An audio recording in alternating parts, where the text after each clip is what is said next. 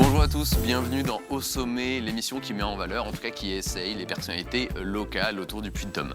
Aujourd'hui, nous allons accueillir Sébastien Jolivet, vous le connaissez sûrement, avec la Maison Genestine, qui est une distillerie qui fait plein de belles choses. On va le rencontrer tout de suite. Sébastien, bonjour. Bonjour Martin. Comment tu vas ? Ça va très bien, impeccable, je suis en forme. Bon, c'est un plaisir de te recevoir. Alors, tu représentes là aujourd'hui la distillerie Genestine. Oui. Tu as monté aussi quelque chose qui s'appelle les Artisans du Vin, Oui. aussi, il me semble. Oui. Alors, on voit tes bouteilles un peu partout et on se demande, c'est quoi ces bouteilles d'alcool avec Vercingétorix dessus ? Alors, c'est plein de choses à la fois. C'est à la fois une aventure collective, puisqu'on n'est jamais seul dans une aventure comme Genestine, puisque j'ai Mathieu qui a démarré avec moi, j'ai ma femme bien sûr qui est là tous les jours, au jour le jour, pour bosser avec nous. Et l'histoire de Genestine, c'est passé par plein de péripéties, puisque comme tu l'as dit, j'avais les Artisans du Vin que j'ai encore. C'est une boîte où où j'étais, mais je suis encore grossiste en vin et spiritueux. Alors ça consiste quoi, grossiste en vin ? Donc on imagine dans les supermarchés, etc. C'est vendre du vin à grande échelle ? Alors en fait, le grossiste en vin et agent, que je suis moins, mais que j'étais, c'est distribuer du vin dans les restaurants. Okay. C'est-à-dire que quand tu vas au restaurant, ou quand tu vas dans un bar, ou quand tu vas dans une brasserie, il y a du vin. Donc il ne faut pas croire que le patron prend sa camionnette et va chercher du chardonnay à Montpellier, du Bordeaux à Bordeaux et du Beaujolais à côté de Lyon. Donc il faut des gens qui les livrent toutes les semaines en vin. Donc je faisais partie de ces acteurs-là en termes de vin. On continue aujourd'hui à livrer, je ne sais pas moi, 150 clients en vin, puisque j'ai pas stoppé cette activité. Mais tout ça pour te dire que je viens quand même de l'univers du vin, des spiritueux. Je suis sommelier de profession, même si après je me suis axé sur le commerce. Voilà, sur tout l'aspect commercial. Et après une dizaine d'années dans une grosse boîte, une grosse société, je suis parti justement pour créer les Artisans du Vin. Et en 2021, je crée Genestine parce que je ne trouvais pas, pour les artisans du vin, des fournisseurs de spiritueux qui m'aillent. Voilà, donc du coup, tu as créé les tiennes. J'étais toujours un éternel insatisfait. Soit les produits étaient bons, mais pas beaux, soit pas beaux, mais bon, soit bon et beau, mais trop cher. Donc j'arrêtais pas. Soit après, parce que le monde des spiritueux, ça reste un marché trusté par les multinationales, dont on a besoin, il en faut pour tous les prix, et je ne critique jamais ces grandes boîtes. Ils font un métier que nous, on ne pourrait pas faire. Mais si tu veux, voilà, il y a quand même tous les Ricard, Suze, Clan Campbell, tous ces Jets, Martini, toutes ces grandes dans un marques. marché déjà extrêmement en place, mais c'est surtout avec des sommités, des marques très grosses. Et du coup, toi, tu arrives à jouer des coudes à une échelle locale avec Genestine. Il y a un côté David contre Goliath qui est sympa, et qui est sympa d'ailleurs même au quotidien. Alors parfois, il y en a qui croient que David est très gros. Là, j'ai eu il n'y a pas longtemps quelqu'un qui est venu à la distillerie qui s'imaginait vraiment le truc énorme. L'usine. Mais quand il nous a vu qu'on embouteillait encore à la main, on étiquette encore à la main, c'est encore très artisanal, même si j'aime pas ce mot artisanal, parce qu'on peut faire de la tambouille artisanalement, et on peut faire de beaux produits avec une certaine industrialisation, et donc j'aime pas trop le mot artisanal, mais ce qui est sûr, c'est que il n'y a pas une bouteille vide qui rentre et une bouteille pleine avec le carton qui part directement dans les camions. Donc il y a quand même un process plus artisanal qu'on est en train un peu d'automatiser, déjà pour le confort de mes gars, de mes employés. Je veux dire, boucher à la main des bouchons toute la journée. Bon, à un moment donné, il faut arrêter de déconner, mais il ne faut pas oublier qu'il y a 3-4 ans, j'étais encore dans ma cuisine. Donc, je suis passé de la cuisine au garage, du garage à 100 mètres carrés, de 100 mètres carrés à 400, et là, on va peut-être monter un peu. Mais donc, tout ça pour revenir un peu à ta question de départ. Voilà, Genestine est née d'une recherche inachevée, donc on n'est jamais mieux servi que par soi-même. Elle est venue et je remercie tous les jours les gens qui me mettent des bâtons dans les roues, je les remercie puisque chaque fois ça me fait avancer plus. Ouais. Et c'est chaque fois la même histoire. On m'empêche de faire un truc et ça débouche sur quelque chose de beaucoup plus intéressant. J'aurais plein d'exemples à te donner. Et là, Genestine, donc à la base, j'étais pas destiné à produire mes spiritueux. Je voulais qu'un liquoriste me fasse une verveine. Voilà. Tu commandes, par exemple, une recette de verveine ou tu te dis, bon, j'ai envie d'un truc un peu comme ça. Comment ça marche finalement quand on commande une liqueur ? Je suis grossiste en vin. Ouais. Moi, je suis là pour vendre, je ne suis pas là pour produire. Donc, je me suis dit, tu vas faire ce qu'on appelle la MDD, une marque de distributeur. Tu vas aller voir un liquoriste à qui tu proposes d'acheter juste en vrac sa verveine, parce qu'à la base, je voulais juste faire une verveine. Ok. Et pourquoi la verveine en particulier ? Parce qu'il y a 4-5 ans, il y avait vraiment, encore aujourd'hui, mais il y avait vraiment une dynamique, notamment portée par un confrère, la verveine du Forez, qui en plus est une super verveine. De toute façon, quel que soit le marché commercial, il est dynamique par la qualité des produits. Si à un moment donné, les produits le marché est envahi de mauvais produits, ça tue le business. Pareil, je ne sais pas si tu as connu, mais Carte Noire pour Cahors, c'était le Cahors très bas de gamme qui a cannibalisé les autres bons Cahors, donc on a eu une mauvaise image du Cahors. Tant qu'on a fait là on fait des bons jeans, ça monte le marché des jeans. Tant qu'il y avait des mauvais jeans, c'était un marché qui était compliqué. Donc si tu veux, la verveine du Forez dynamise le marché de la verveine. Je n'en ai pas, j'en veux une. Comme ça ne me va pas, je trouve un fournisseur qui me fournirait qu'en liqueur de verveine, et après on s'occupe du reste.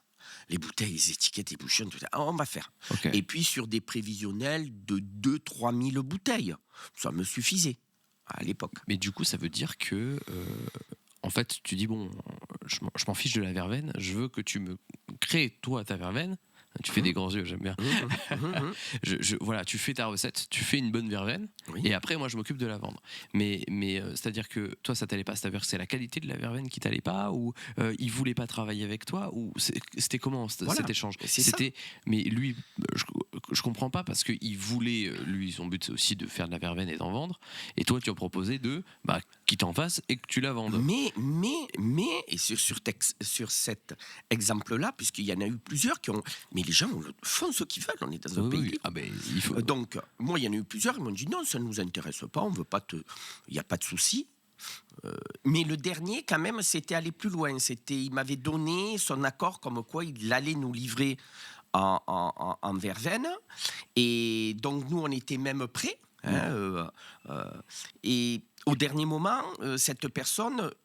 justement, comme là, tu comprends pas, moi non plus, on n'a pas compris. Il n'a pas voulu nous en vendre. Parce que c'est les lobbies, sa femme ou ses amis lui avaient dit qu'on allait lui voler son savoir-faire ou je ne sais quoi. Pour les quais, savoir-faire. T'achètes de la verveine, tu en fais. Bon. Bref, ça m'a quand même piqué.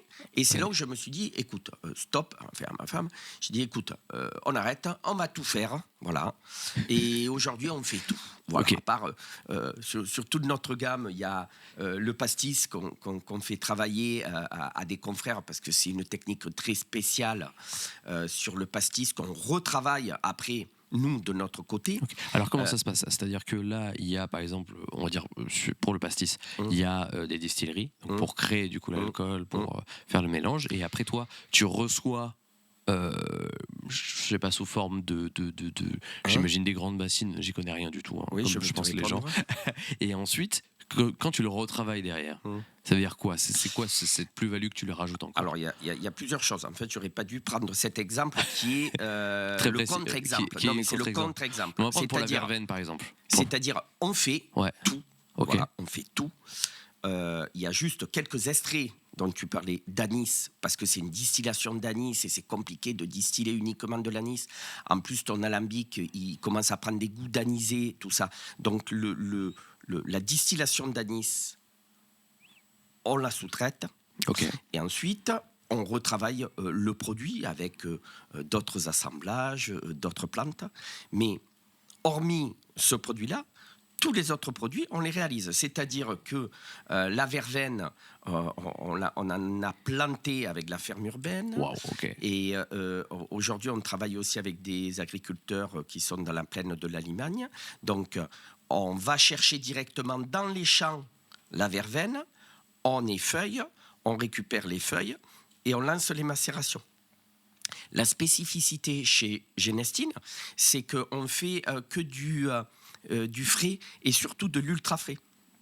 On reçoit nos citrons de Sicile, on zeste, on transforme. Tout ça à la main? On reçoit, oui, Wow. On reçoit nos mandarines, on écorce, on transforme. Il n'y a que le citron maintenant. On a acheté des petites machines où tu plantes le citron, il y a un petit bras qui tourne le citron et qui permet d'enlever le zeste.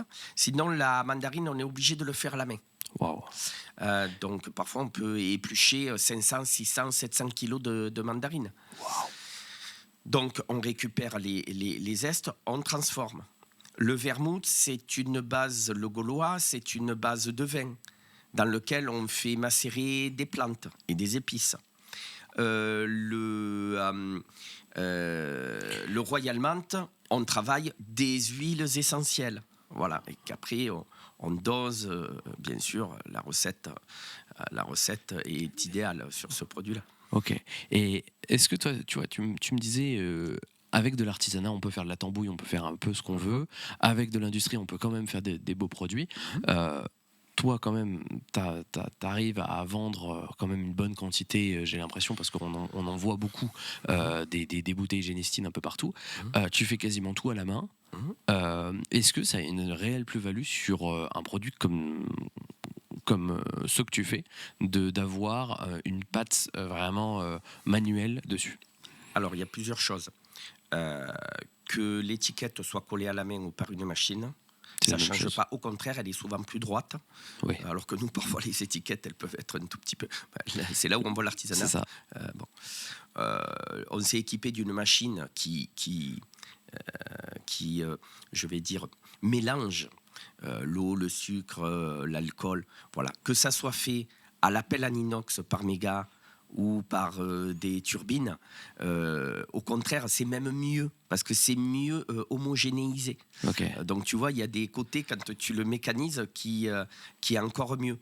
Mais tout ça, si on a gardé les choses à la main, c'est parce que aussi, c'est des questions économiques. Hein. C'est-à-dire que je suis très prudent dans mon business, on fait par étapes. Voilà, on commence à la main avec une petite machine, et puis avec une étiqueteuse à main. Voilà, parce que dans l'industrie, tout coûte très cher. Une machine pour embouteiller de A à Z, c'est 100 000 €. Donc ça ne se prend pas à la légère. C'est sûr. Et surtout que toi, tu as commencé vraiment à créer le truc en 2021. Donc, ce qui fait 4-5 ans. Voilà, on s'adapte. Voilà. D'un côté, il faut avancer, parce que ceux qui te disent « oui, il ne faut pas avancer trop vite », non, tu n'avances pas trop vite, tu te fais doubler. C'est bon. Il faut avancer, voilà. Mais par contre, il ne faut pas faire n'importe quoi. C'est-à-dire, tu peux avancer doucement et faire n'importe quoi, et avancer vite et pas faire n'importe quoi. Et le pas faire n'importe quoi, c'est essayer de faire des investissements judicieux, de faire attention dans ce qu'on dépense, de commencer à avoir un peu de rond avant de le dépenser, bon, même si parfois on est bien obligé de faire des crédits bancaires. Mais, donc voilà, donc en fait la vie d'une entreprise, c'est un tout. Et pour quand même en revenir à cette personne qui avait refusé donc de faire la verveine, et c'est de là où j'ai décidé de faire mes propres produits, et donc comment on appelle cette distillerie. Parce que il fallait bien y trouver un nom. Ouais. Alors le premier nom, je sais pas, je m'étais mis dans la tête, c'est un nom bidon, mais Non, mais je vas-y. l'adorais. C'était quoi? Voilà, comme je voulais faire un truc hyper local, ça devait s'appeler Liqueur 63. Ok. Et la maison 43 en Espagne me met le fameux bâton dans la roue, s'oppose à ma marque Liqueur 63, que Dieu bénisse 43, parce que c'est grâce à eux qu'il y a Genestine, sinon je partais sur Mais pourquoi? Liqueur... Pourquoi ils t'ont mis... Ils se sont opposés à ma marque, parce que eux ils ont Liqueur 43, et moi je crée Liqueur 63. Donc, si tu veux, c'est... Il y a un petit conflit, ouais. Voilà, ils se sont opposés au dépôt de ma marque, parce que c'est des grandes sociétés internationales. Donc, comme cette marque, je ne pouvais plus l'utiliser, je ne vais pas dire par désespoir, mais je n'arrivais pas à trouver une autre marque, voilà, qui fasse un peu local. Et c'est là où on est parti sur un projet, notamment en discutant avec beaucoup de personnes, mais surtout avec Fred Coursol, qui est un ami, et on échangeait sur ça, et l'idée est venue de et si on relançait une ancienne marque. Et je me suis mis à chercher sur Internet, et là j'ai commencé à retrouver des anciennes factures, des anciens manuscrits, de la publicité, des anciennes bouteilles, sur une distillerie clermontoise, dont le nom était joli, qui exportait ses produits partout dans le monde, qui occupait tout un quartier de Clermont-Ferrand qui allait de Sablon à Fongièvre. C'était une grande marque du 19e siècle. Donc je me suis dit, bingo, il faut relancer cette marque. Donc il y a aussi chez Genestine justement ce côté historique qu'on cultive et qu'on aime. Ok. Et cette marque-là, elle vient d'où? Parce que tu as dit, bon, j'ai trouvé des trucs, etc. D'où elle vient, et surtout, comment toi, tu peux, après, on va dire, un peu plus te l'approprier et la faire, comme tu dis, la faire renaître. Cette marque, elle vient c'est une marque éponyme, c'est-à-dire c'est le créateur, Antoine Genestine, qui a donné son nom à la distillerie. Ensuite, il y a eu François Genestine, son fils, qui a continué l'aventure. Après, c'est le gendre qui a repris les rênes. Et puis, ça s'est arrêté dans les années 50, 60, après-guerre, les descendants plus trop intéressés par la distillerie. Donc, la distillerie est vendue, revendue. Et finalement, quand toutes les distilleries, puisque tout est cyclique, oui. Quand toutes les distilleries se sont mises à fermer les unes après les autres, justement avec l'avènement des grandes marques, obligatoirement, cette marque s'est oubliée comme des milliers et des milliers de marques de tout produit qui aujourd'hui n'existent plus. Comment, du coup, toi, tu peux dire, en disant, bon, ok, j'ai envie de faire revivre cette marque, comment ça marche? Parce que pour déjà monter une entreprise ou une auto-entreprise, il faut passer par la chambre des commerces, enfin, voilà, avoir des discussions, envoyer des documents, etc. Comment tu peux justement prendre cette marque, cette identité, et dire, ben voilà, ça va de devenir la mienne, et comment je fais en sorte de faire un peu la passation? Alors, ce qu'il faut bien comprendre, c'est qu'il n'y a pas eu de passation ou de reprise. En fait, j'ai créé une société qui s'appelle Liqueur Genestine. Voilà, tu sais, maintenant, tu donnes à ton comptable à créer une société, tu remplis quelques papiers, quelques signatures, elle est montée, la société. Après, pour l'alcool, tu te déclares aux douanes, bien entendu. Et puis après, tu peux commencer ta distillerie. Et pour Genestine, j'ai tout simplement redéposé à l'INPI la marque Genestine, qui n'était plus déposée sous un droit, voilà, qui était plus sous licence ou quoi que ce soit, puisque c'était une très vieille marque. Donc j'ai tout simplement redéposé Genestine. Ok. Et t'as pas eu les anciens, les héritiers, les anciens, les petits-enfants, qui sont revenus en disant waouh, mais ça nous fait penser à ce qu'il y avait notre arrière-grand-père. Je me suis tapé les 50, heureusement que c'était pas des Dupont ou des Martin, mais Oui. c'était donc je me suis tapé les 50 Genestines qu'il y a en France en cherchant, en faisant mon enquête pour retrouver qui étaient les descendants. Donc il a fallu, je sais pas, au bout du 10e ou du 20e, je suis tombé sur une dame qui m'a dit « Mais ma grande-tante m'avait parlé de cette distillerie, appelez-la, mais c'est une femme très âgée, de 95 ans, que j'ai eu au téléphone, et qui me dit « Oui, les descendants sont... sur Clermont-Ferrand ». Et j'entendais pas ce qu'elle disait, je croyais que ça allait couper...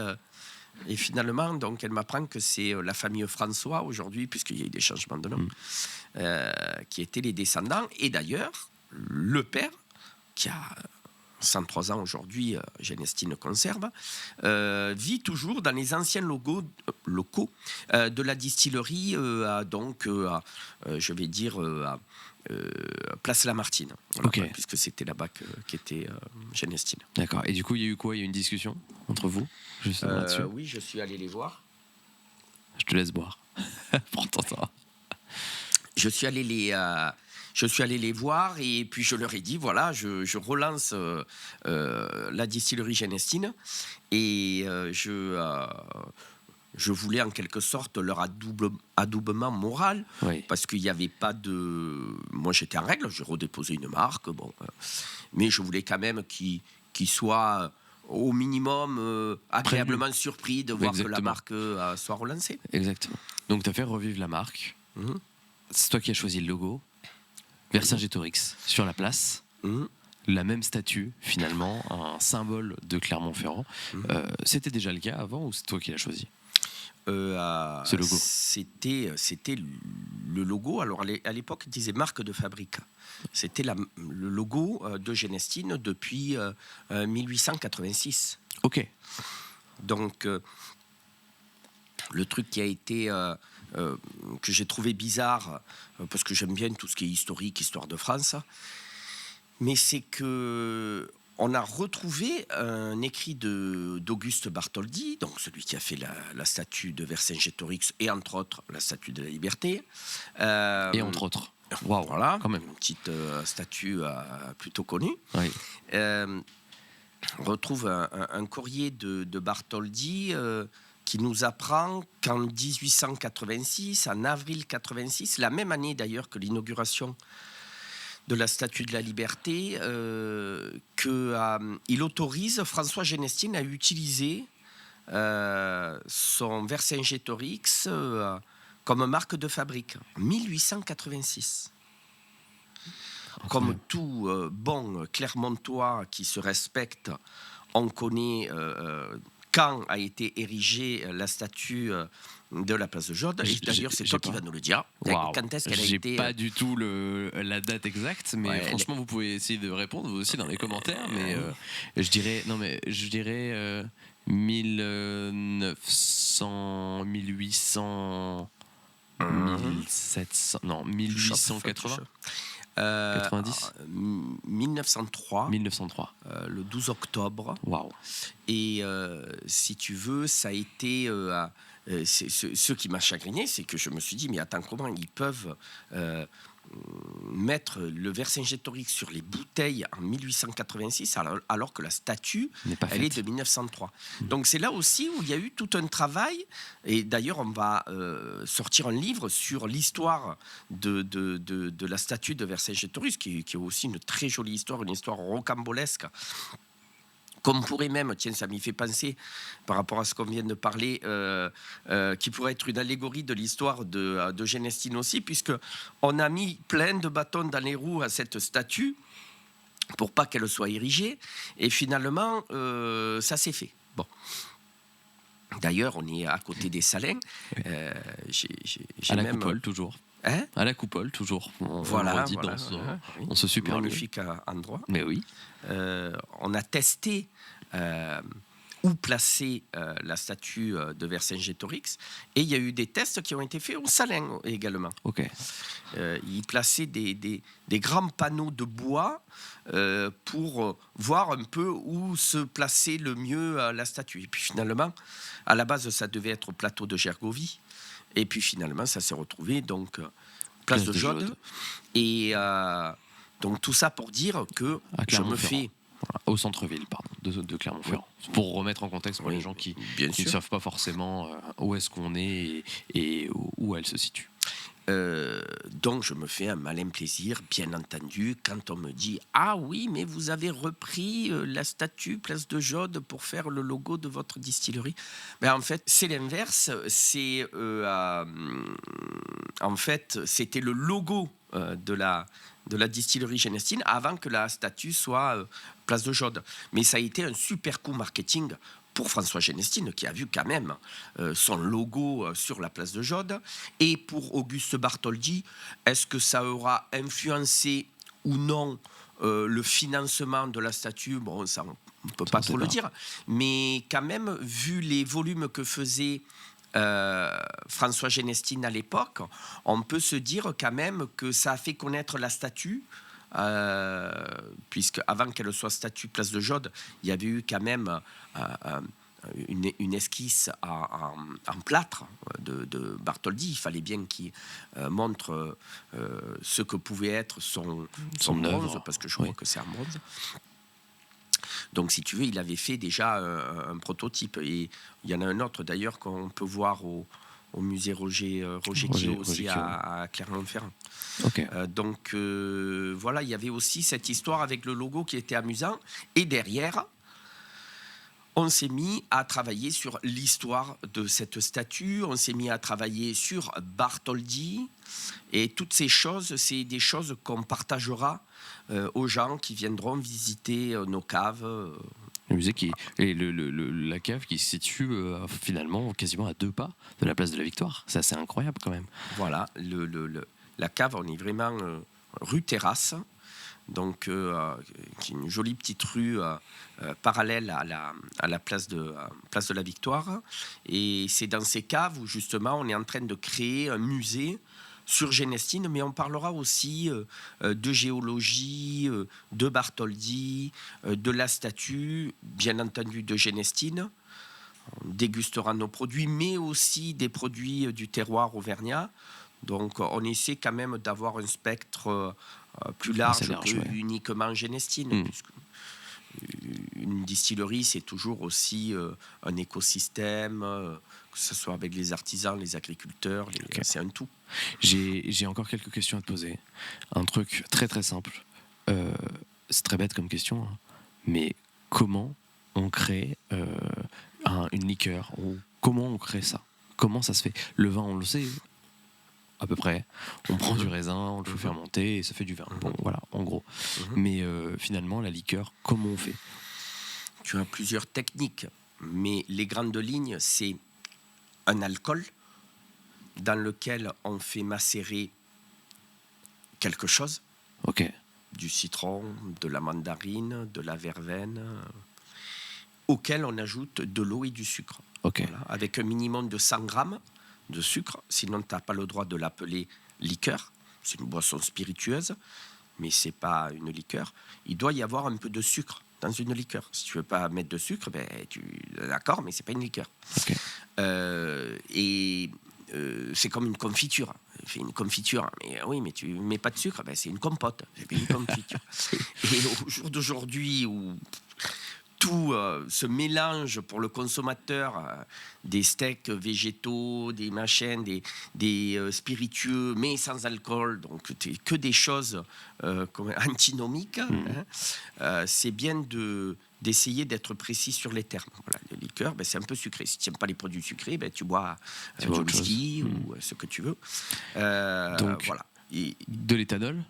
Non, c'est pas de l'éthanol, c'est quoi? De l'alcool. De l'alcool avec un fruit, et après on rajoute du sucre et de l'eau. Une plante, ce que tu veux.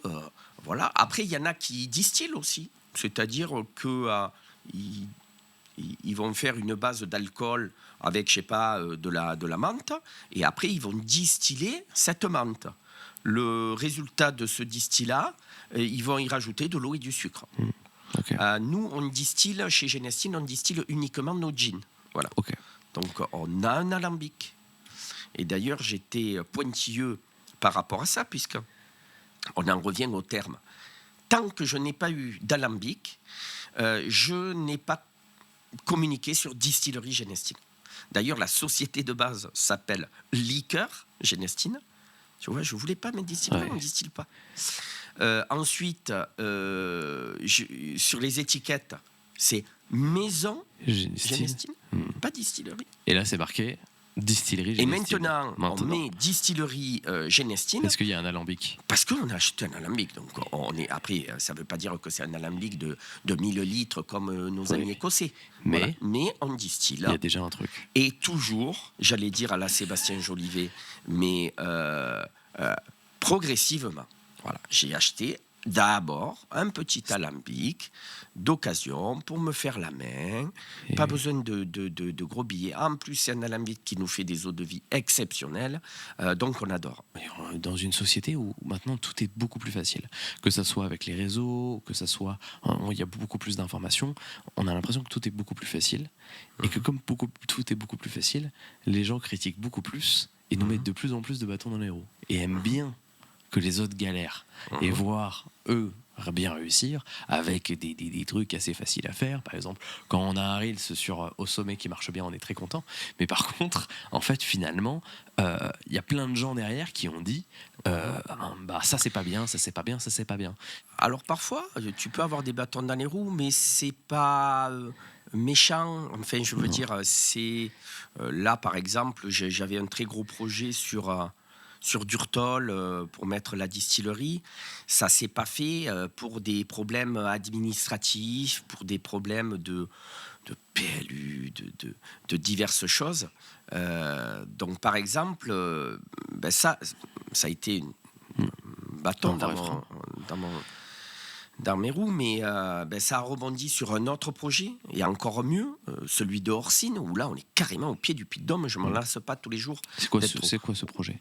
C'est-à-dire maintenant on a implanté la distillerie, on n'est plus à Durtol, on a implanté la distillerie à Orsine, et on est dans un lieu beaucoup plus agréable à bosser, parce qu'on est face au Puy-de-Dôme, parce que c'est un endroit plus touristique, on est à la Fonte de l'Arbre exactement. Et c'est pour ça qu'on va même l'ouvrir à la visite, parce que on est dans un endroit touristique. Donc tu vois, parfois tu as des bâtons dans les roues qui peut être aussi des problèmes administratifs. La cave, ça a été... si tu veux, le fait que ça se fasse pas sur Durtol, je me suis dit, on va faire visiter les caves. Et puis les caves, ça a été aussi... il a fallu aussi un peu se battre pour pouvoir descendre des gens dans la cave. On y est arrivé à certaines conditions et on s'y soumettra sans aucun souci. C'est une cave, il faut absolument qu'il y ait un guide. On ne peut pas y rentrer comme ça. Il y a des normes, on est limité à un nombre de personnes. Il n'y a aucun souci sur ça. On a mis en place pour les PMR, personnes à mobilité réduite, on va faire un film en 3D avec un casque virtuel pour que, justement, eux qui ne peuvent pas descendre, c'est une cave du Moyen-Âge, c'est impossible d'avoir une installation pour faire descendre. Mais on a tenu à ce que tout le monde puisse en profiter, donc on a investi dans un film en 3D en réalité virtuelle pour que les personnes qui ne puissent pas descendre, et parfois ça peut être même des gens un peu âgés, parce qu'il y a quelques marches, au moins ils pourront quand même assister à la visite via la réalité virtuelle. Mais chaque fois, le message, c'est il faut se battre, il faut être un peu hargneux, il faut pas baisser les bras. Maintenant, de toute façon, c'est très simple. Si ça se fait pas, c'est que ça devait pas se faire, et c'est pas grave. Voilà. Tu as des opportunités, elles se font pas.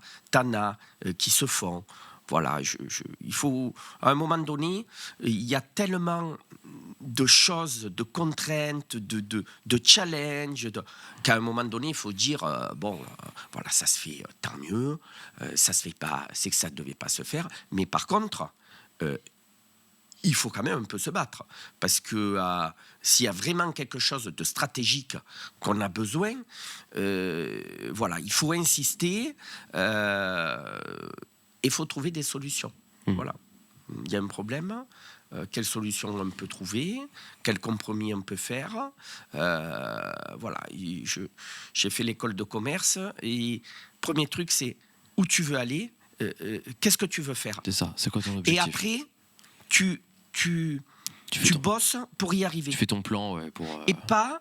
et pareil, je me rappelle de cet ancien plein d'expérience où au début de Les Artisans du Vin, j'avais fait une superbe plaquette où on me voyait. Il me dit, mais qu'est-ce que t'as fait quoi là? Tu t'es fait plaisir, quoi. T'as fait une plaquette où on parle de toi, machin. C'est quoi que tu veux faire? Tu veux vendre du vin aux clients? Donc tout ça, tous ces trucs, ces plaquettes, ça sert à rien. Mets tes bouteilles en photo, mets tes prix, voilà. Donc c'est bien se poser la question comment je dois faire pour y arriver, et pas vouloir se faire plaisir, vouloir se venger, vouloir voilà. Il vaut mieux se dire bon, qu'est-ce qu'il faut faire pour trouver une solution, quoi. Voilà. Très bien. Parce que parfois on a tendance à soit de la rancœur, soit du truc, ouais, mais si tu fais ça, tu es sûr que le client, tu vas le perdre, ou le fournisseur, tu vas le perdre. Donc ça ne veut pas dire être malhonnête ou dire n'importe quoi. Moi, je dis ce que j'ai à dire à tout le monde. La question n'est pas là. Mais il faut savoir ce qu'on veut faire. En résumé, du coup, tu as un peu toujours été dans le milieu du vin. Oui. Étant plus jeune, tu as fait une école de sommelier, tu as fait une école de commerce à Nancy. Et après, tu as travaillé, du coup, tu m'as dit, pour un grossiste, etc. Tu faisais un peu ce que maintenant tu fais avec les artisans du vin, et du coup, tu t'es dit, waouh, je vais monter Génestine, je vais monter quelque chose où je peux faire mes propres produits. Et maintenant, tu te retrouves à la tête d'une distillerie, la maison Génestine, qui fait plein de beaux produits. Dans cette vie qui est déjà plutôt remplie, tu as encore, je pense, plein d'autres objectifs, et on voit que il y a toujours une envie de développement, de transmission d'informations et de divertissement aussi pour les gens. C'est pour ça que tu as investi dans de la communication, des films, pour montrer un peu tout ça, le livre, etc. etc. C'est quoi actuellement ta plus grande réussite, le truc dont tu es le plus fier? Et ça peut être d'un point de vue professionnel ou personnel. Tu vois ce que je veux dire? Si tu personnel, en tant que père de famille, et d'ailleurs il devait venir ce matin, et c'est la plus belle réussite, c'est tes enfants, quoi. C'est beau. Vadim et Eva, et Vadim devait venir, mais il s'est pas réveillé, on s'est couché très tard hier, on avait des amis à la maison, et je voulais qu'il vienne, tant qu'il aurait participé, tu vois, à l'émission, il serait venu, puisque c'est ma réponse. C'est beau. Et ta plus grande réussite sur le plan professionnel, maintenant? Oui, ça reste quand même Génestine, obligatoirement, puisque, j'avais fait un prévisionnel à 3000 bouteilles, on en fait presque 100 000. Donc, mais en plus d'arriver, j'espère que je vais continuer à gérer la production, la satisfaction des clients, les produits, tout en restant une distillerie familiale, voilà, et voilà, pas trop se prendre la tête. Surtout ça, travailler, avancer de façon cohérente. Mais on reste quand même une structure familiale, je veux dire. On est 7. Vous êtes 7. Et demain, on va être 11 ou 12 avec l'aspect touristique. Ah oui. Mais là, c'est l'aspect touristique pour les visites des caves et les visites de la distillerie. Et de base, vous étiez combien? Vous étiez j'étais seul avec ma femme. Je veux dire l'équipe réduite, parce que moi, je vous ai connu du coup il y a 3 ans. C'était 4 alors. Vous étiez 4, moi, voilà, c'était ma ça. femme, Mathieu au commerce et au graphisme, et Sylvain, tout ce qui est logistique prod. Voilà, on était 4. Et là, bientôt Après, il y a mon 11. frère qui nous a rejoints. Après, il y a eu. Ah oui, il y a donc eu c'est quand même d'autres, très très familial. C'est familial. Ah, Et c'est puis, super. je te disais le nombre de bouteilles, mais il faut savoir qu'en face de nous, c'est des millions et des Ouais. millions de bouteilles. Nous, on s'auto-met un frein, c'est de ne pas être distribué en grande distribution, en grande oui surface. Pourquoi? Pour l'image, peut-être? Pour l'image, voilà, c'est comme ça, c'est un choix. On est pas mal sollicité, mais voilà, je préfère garder mes produits pour des cavistes, pour le secteur trad qu'on appelle traditionnel, la restauration. Oui, Donc, ça donne une valeur ajoutée un peu plus chouette au produit que si on pouvait le trouver vraiment partout, au supermarché, etc. aussi. voilà, je me dis qu'il y a un peu plus d'attrait d'aller acheter son flacon chez un caviste ou dans une boutique ou dans une épicerie fine que d'aller... voilà, c'est comme quand on va chez le boucher. Oui, on va acheter de Voilà, la on bonne doit aller viande. faire ses courses pour acheter sa lessive Ouais. à Carrefour. C'est pas pareil. Et ou Mammouth. Ou Mammouth, Ça existait encore. Ça, je pense plus. Voilà. Mammouth. Enfin, il faut citer 2 marques, c'est pour ça que j'ai dit Carrefour et Mammouth. Auchan. Et Auchan. Ouais. Mais bon, tu peux aller prendre quand même ta viande au boucher, ta bouteille de vin au caviste. Ouais. Et ben, c'est comme le cinéma et Netflix. Hein. Est-ce qu'on traîne Exactement. sur Internet et on dit oh, là, je veux regarder YouTube et après on va sur Netflix ou justement on va au cinéma, c'était prévu depuis une semaine et Exactement. on attend, on a envie d'y aller donc c'est chouette. On essaie de mettre dans la tête des restaurateurs que les marques industrielles de grande distribution, c'est pas une fatalité, quoi. Et puis même si c'est pas Genestine, même si c'est d'autres produits, mais on n'est pas obligé toujours d'avoir les gens quand ils vont au bar, ben on en revient à aller au boucher, Exactement. pas pour boire des produits de GD, quoi. Exactement. Donc de plus en plus prennent le train.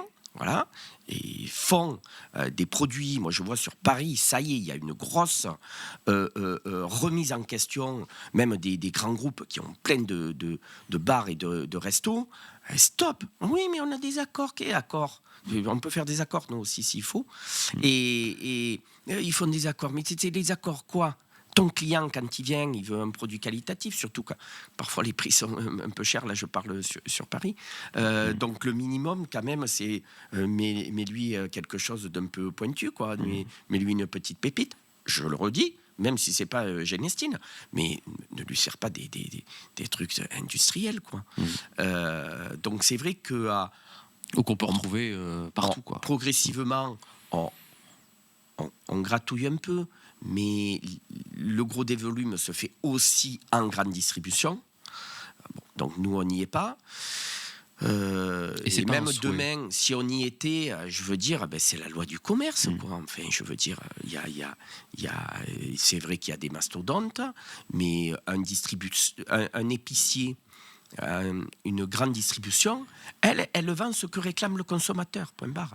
C'est pas quand même aux industriels à faire la loi auprès de leurs clients, que ça soit telle ou telle grande surface. Nous, notre stratégie, c'est de pas travailler avec.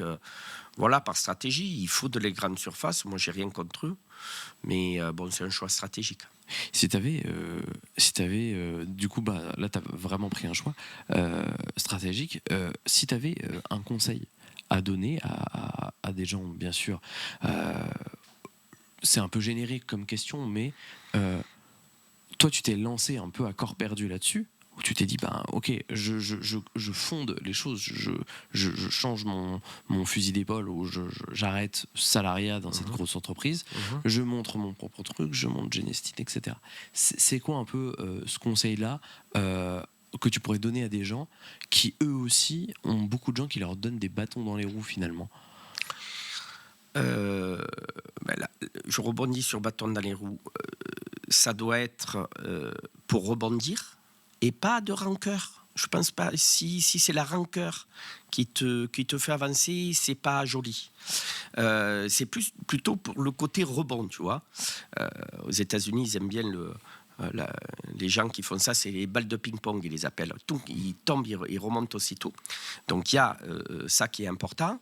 Et ensuite, pour passer du salariat à l'entreprise en propre, enfin de créer son entreprise, Bon, ben moi, j'ai une phrase qui m'a fait passer la barrière. C'est un ami agent qui était, lui, à son compte et que je félicitais. J'ai dit, putain, les mecs, vous avez des cojones de vous mettre à votre compte, tout ça, alors que moi, j'étais salarié d'une boîte, j'avais la voiture, j'avais les frites. J'ai dit, c'est incroyable. Moi, j'ai dit, moi, ça me ferait peur d'avoir ma propre boîte.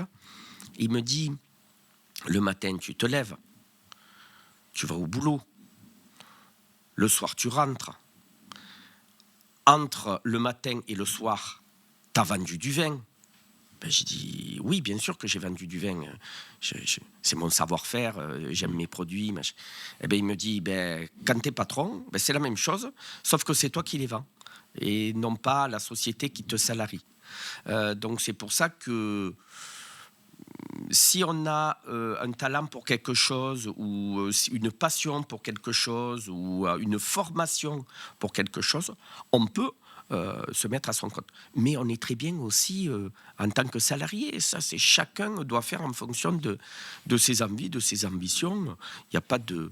On peut très bien rester salarié toute sa vie, il n'y a aucun souci, et avoir une vie professionnelle épanouie. Et même maintenant, on voit beaucoup de gens qui disent « Mais lancez-vous, regardez toutes les opportunités, etc. » Mais en fait, on ne le dit pas, mais c'est hyper dur. Parce que, évidemment, il y a des gens qui nous mettent dans les bâtons dans les roues, mais ça mine le moral et c'est dur de toujours rebondir, etc. Et moi, je le vois, par exemple, dans une activité d'auto-entreprise ou d'indépendant, c'est long, c'est dur à mettre en place des choses et faire des gros projets, même rien que celui-ci, ça demande un temps de réflexion, ça demande de rencontrer des gens, ça demande énormément de travail en amont pour justement, des fois, zéro résultat et les gens vous disent c'est pas terrible. Le seul truc le plus stressant, je pense, pour les chefs d'entreprise, c'est les ronds. C'est-à-dire, quand tu empruntes, que tu as des emprunts, qu'il te faut les rembourser, qu'il n'y a pas le chiffre d'affaires en face, ou alors quand tu peux avoir un problème sur quelque chose dans ta boîte qui fait couler ton chiffre d'affaires, même parfois un accident. Donc il y a l'aspect de toujours se dire que dans le business, tu es au sommet, mais tu peux redescendre rapidement du sommet, et tu es en bas et tu peux remonter.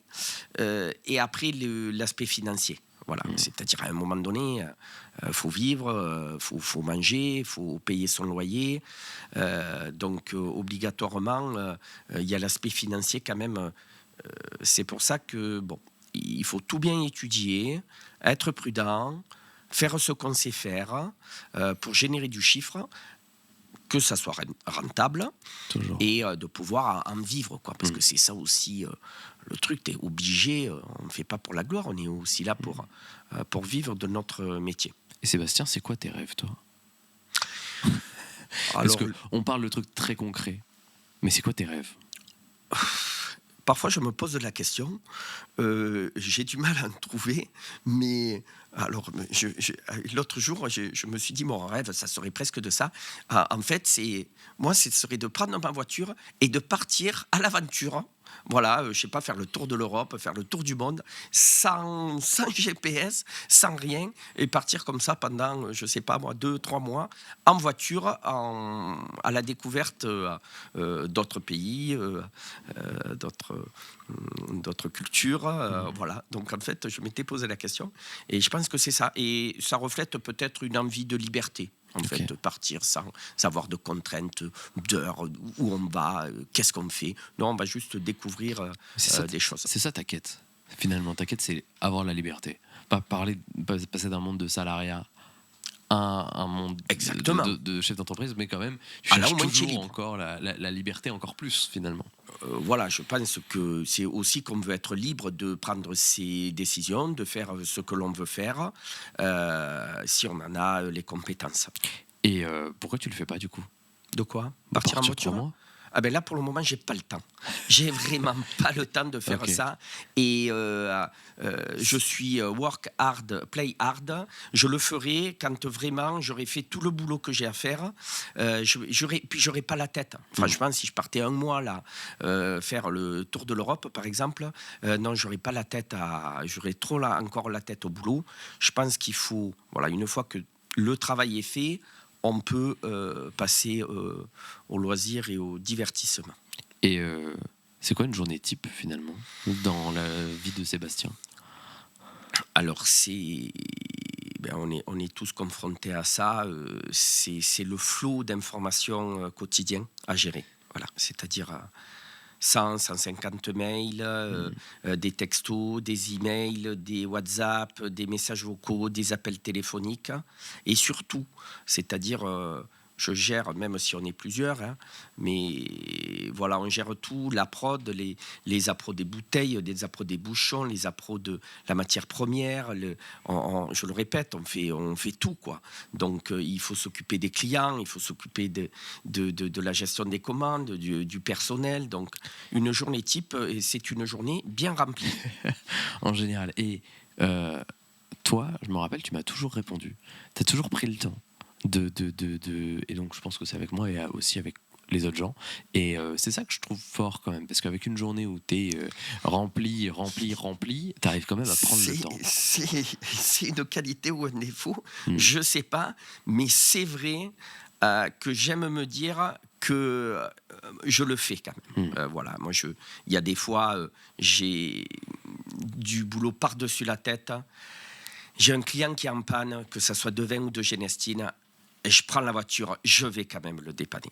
Bon, après, il ne faut pas que ça soit trop régulier, mais je fais encore voilà, les petites mains et souvent j'aime à dire que je ne sais pas dire non aussi, sauf vraiment si bon, il faut faire des choix, mais voilà, je suis assez